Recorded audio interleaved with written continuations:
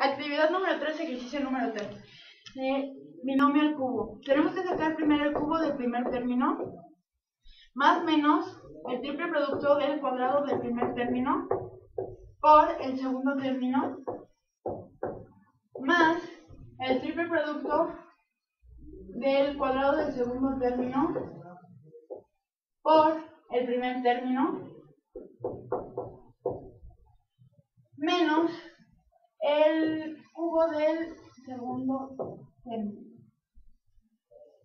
Y ya, pues nada, tenemos que despejarlo. Sería xy al cubo menos 3xy al cubo, al cuadrado, perdón, menos w al cuadrado, más 3, y le tenemos que sacar también el cuadrado, que sería menos por menos, pues más w cuarta xy menos w a la 6.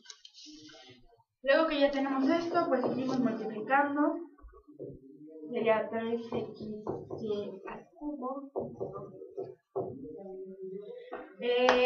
más 3w cuarta por xy menos w a la 6.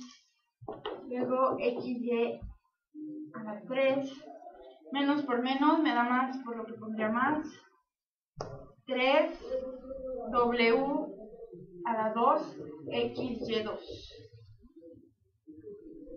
más 3 por 1, 3 w cuarta xy menos w6. Este sería nuestro resultado del